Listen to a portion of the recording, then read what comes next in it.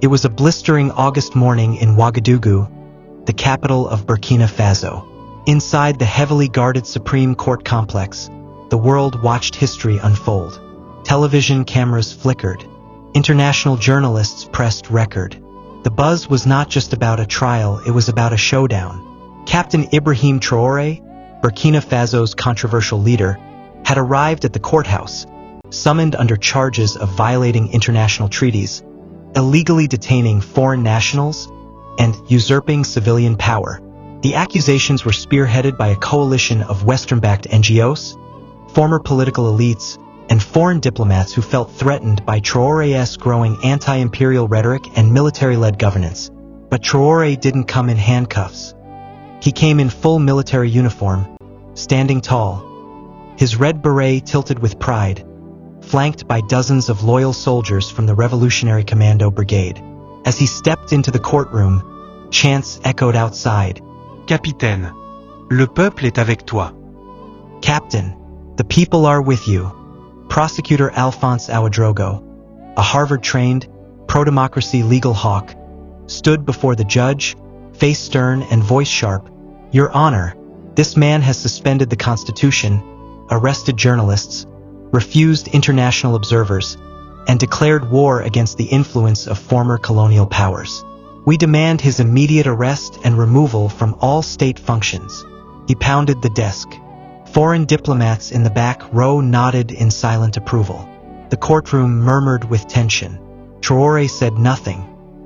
He simply folded his arms and stared directly at the prosecutor, unblinking. The defense attorney, a humble but fiery woman named Maître Salim Atta Cabaret, took the floor.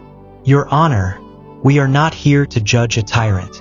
We are here to judge a man who refused to let his people be pawns of international puppeteers. A man who walked through terrorist-infested forests, not with a suit and a pen, but with a rifle and resolve to defend the Sahel.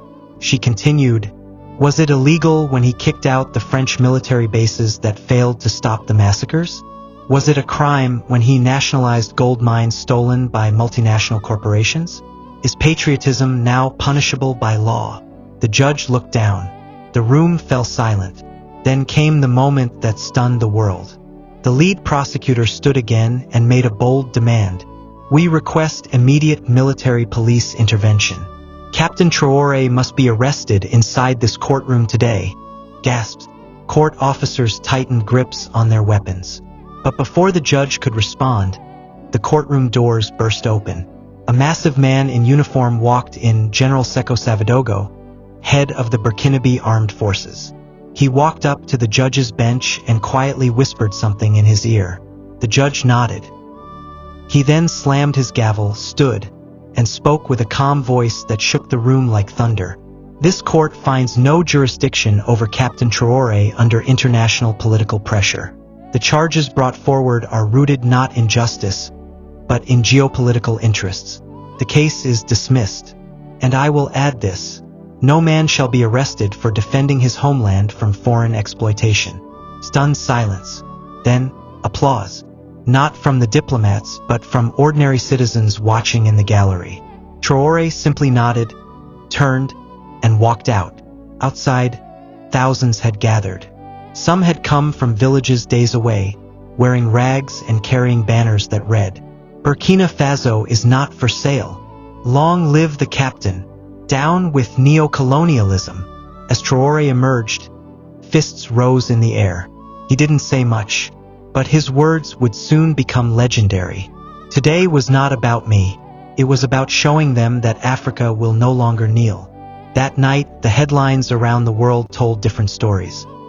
CNN reported, Traoré dodges justice, a blow to democracy. But in Burkina Faso, and in villages across Mali, Niger, and Guinea, children danced around fires as griots sang.